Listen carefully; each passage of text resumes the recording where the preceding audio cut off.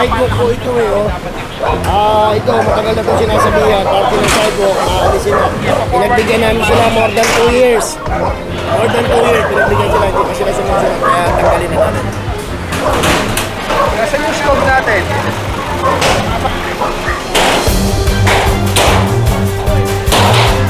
Bali pala itong tindahan, isasama sa pag-iba. Pinaliligpit lang itong mga laman ng tindahan.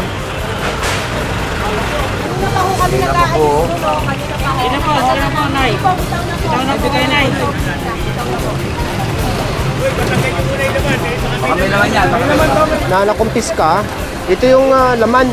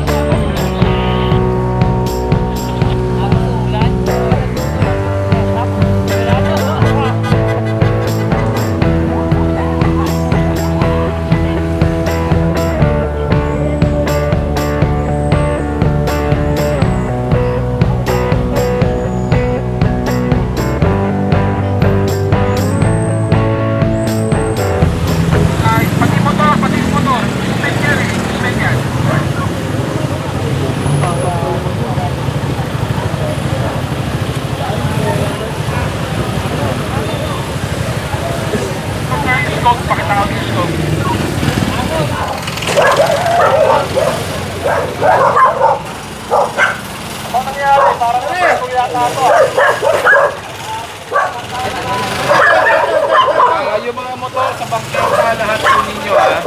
Ang easement, hindi parkingan. Ang easement, hindi paperclear.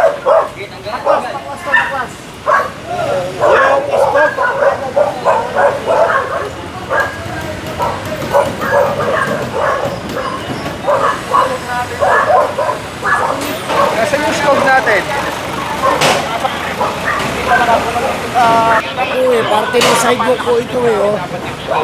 Ito, matagal na po sinasabihan, parte ng sidewalk, maalisin na. Pinagbigyan namin sila more than 2 years.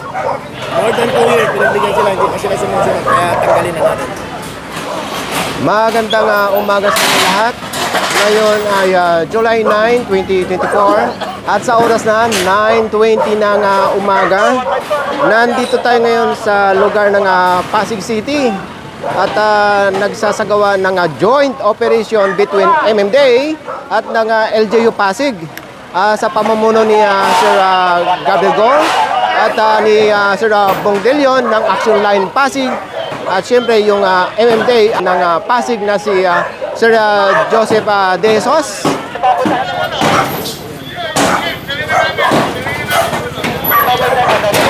At ito ang unang inoperate dito sa may kahaba ng Genisa Avenue. Yung mga tricycles doon, pinagtitikitan. Itong mga motor dito. At ito, yung ginawang kulungan ng aso dito na nakasampa mismo sa sidewalk.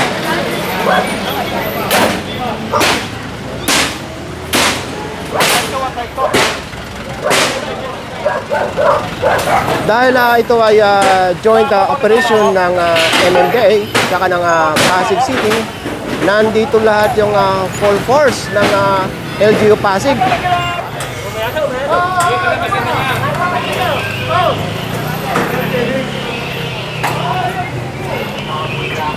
Yung kung lang dapat hindi na pinaangat yung tow truck kasi ano rin, nasa gitna mapupulot sa gitna. Patalubungin niya yung kalsada.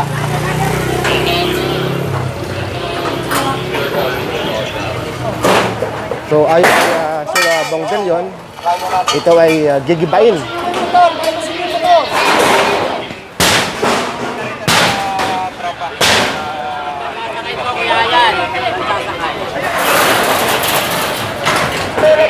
Ang isasagawang operation ngayong araw ay ito nga mga illegally parked vehicle, sidewalk clearing. So lahat ng mga obstruction na madadaanan sa kahaba ng sidewalk, lalo na sa kahaba ng kalsada, ay lilinisin. tungkol sa abala wala po. po Alam mo, Kung lagi yung isipin na abala, eh paano naman po yan? Diba? Aalisin nyo, mamaya ibabalik nyo. Ito yung issue dito.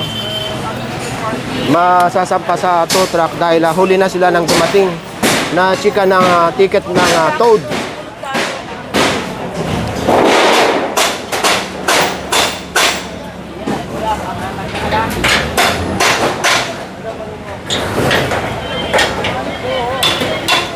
Itong kahabaan ng Dennis Avenue na kung saan nandito tayo ngayon ay sakop pa ng barangay Maybunga.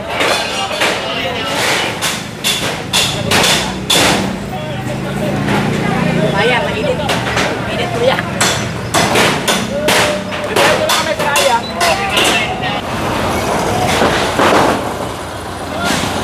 Pwede na daw kung pasundo sila ko po.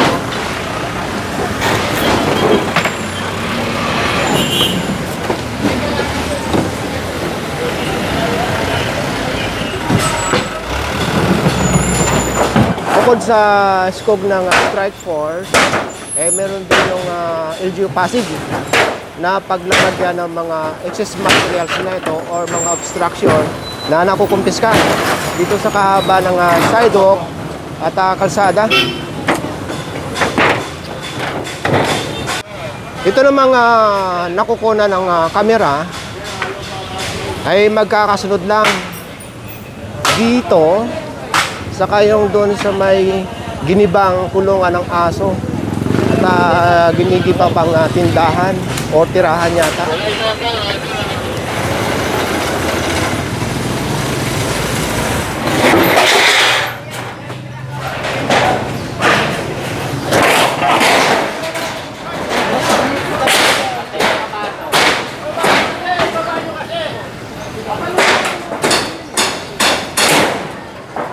Hindi natin alam kung tirahan nga ba ito o kanilang tambakan.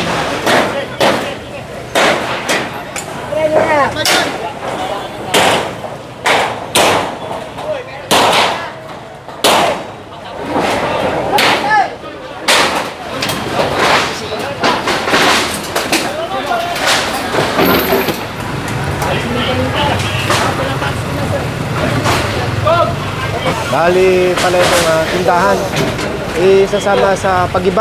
Pinaliligpit lang itong mga laman ng tindahan.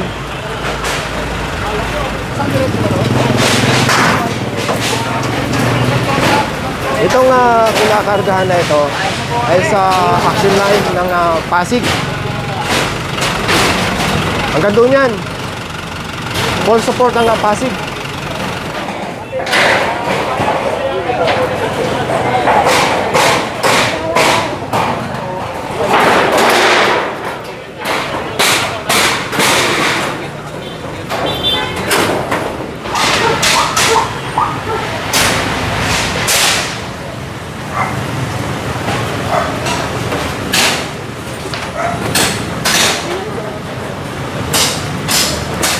Kahit mabasag yan, wala kang magagawa dyan.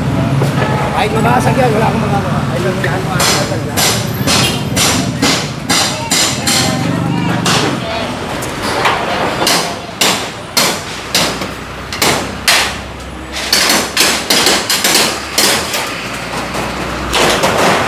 Nandoon na sa unahan ng ibang team at pinaghahatak na yung mga illegally parked vehicle sa unahan.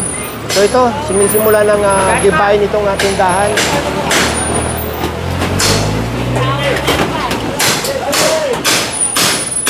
Pagka ganitong ginigiba na, ibig sabihin, matagal lang binigyan ng notice ito para sila na mismo ang mag-demolish.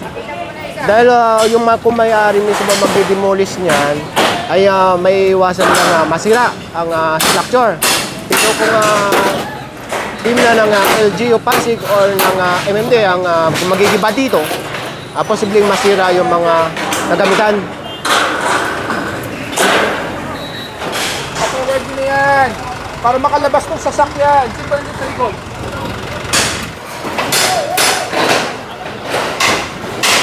Yung makukuha ng may-ari, maliliit nito. Pero yung mga maabutan ng MMD or ng LGU Pasig, makukumpis ka.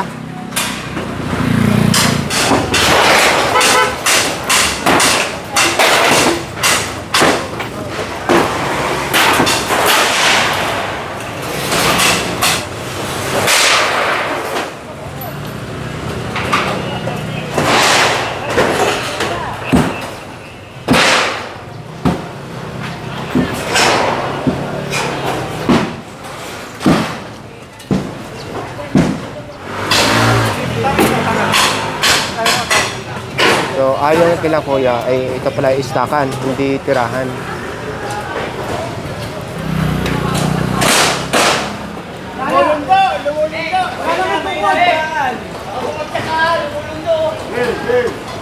So, tuloy-tuloy nang binigibay yan. Sa iwanan na natin. Uusad tayo dahil ando na yung ibang team.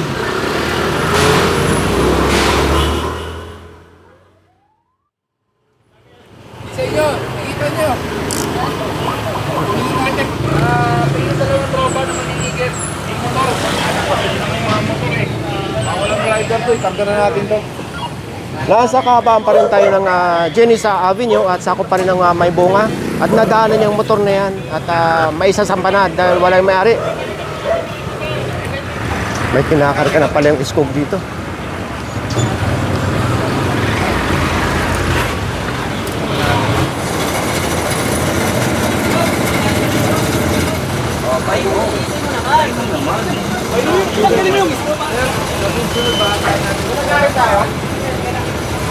Pasok natin ha. Ang nakaharap na makita. Pwede pa gano'n na lang po. Sige rin yung po, sir. Para wala tayo sa bangketa ha. Ito kasi nag-extend na or pumatong na sa sidewalk ito. Ayun ang pinaka-sidewalk eh. So dapat itabi. So ito ay pinagsabihan muna bilang warning. Pagka napasadaan ito ulit na nandito pa, ay yung stripers ng tatanggal niyan. Nasa part pa rin tayo ng Pasig City at nandito tayo sa lugar ng Ginis at pinabayba itong kahaba ng West Bank. Dito sa kahaba ng West Bank Road, dati mayroon dalawang basketballan dito eh. Ibig sabihin, dalawang basketball court. Yun nga lang, ang mga pumalit, ito mga tricycle dito. Pero may permit. Yung mga tricycles na yan. Ang matitikitan na lang, yung mga motorsiklo na kung saan lang nakabalagbag, katulad nito. Matitikitan or mahatak. Katulad nito, may nahatak na dito.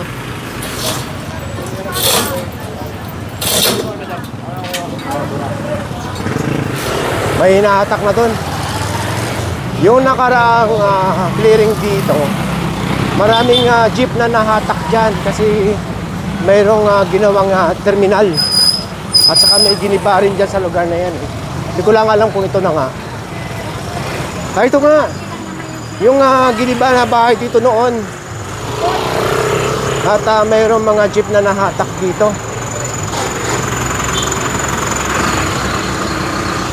So wala na yung mga jeep dito. Pero may nahatak yata isa.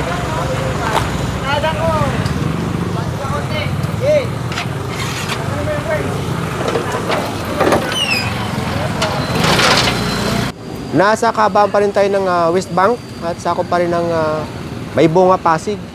Ayan yung kanto ng Legazpi. Walang driver? At yun, may tinitikitang isang van doon. At posibleng mahatak. So, andito naman yung driver ng van. At ayun, paalisin na lang. So, iwanan natin yung mga natikitan at kakaliwa dito sa Legazpi. At ito ay papunta ng Santa Lucia. So, tatawid tayo dito ng floodway. At yung nakikita nyo sa kabila, yan ang East Bank. Yan ang part ng Santa Lucia.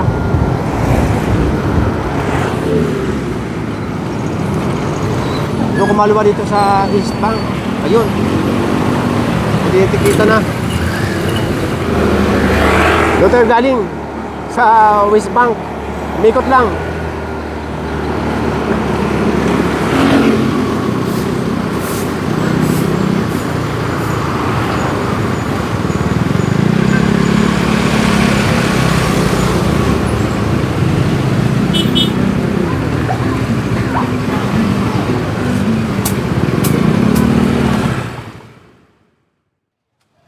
Nasa kabaan ng Sampaguita Street itong team at sakop pa rin ng Barangay Santa Lucia.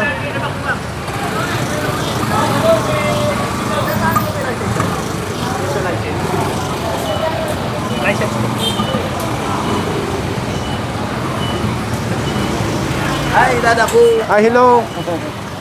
Ano yan? Sasampa na? Dali natin sa bodega ito sana. Oh, ito. Nakakumpiska na pala yung tatlong yan. Marami na pala nakumpiska itong mga action line. Dahil nauuna sila.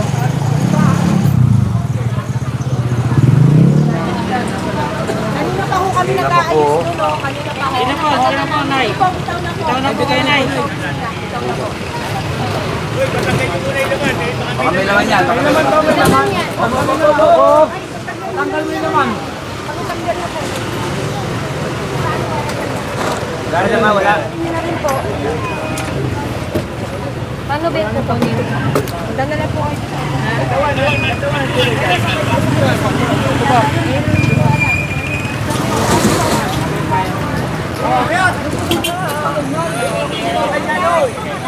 Yung nakita natin kayo na magkasunod-sunod na tatlong tri-bike na nakumpiska, ito yung laman. Hindi naman kinumpiska, yung tri-bike lang. Solo kasi gagayahin yun. Nakita ko naman. Marami rin palang laman yung tri-bike na yun. Opo. So yung mga nakukumpiska dito or nakumpiska ng Pasig LGU, saka yung mga yan, yung mga kinakarga dyan, saka ayun, sa Pasig action line nyo tutubusin or sa LGU ng Pasig. Yun namang mga karga ng SCOG ng MMDA, saan nga ba yun? Dito.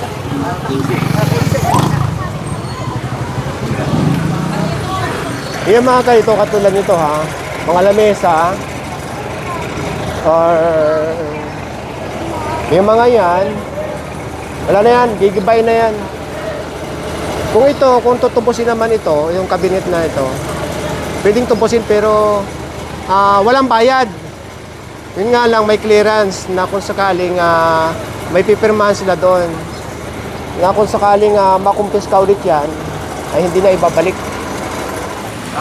Ang oras ngayon ay 12 noon.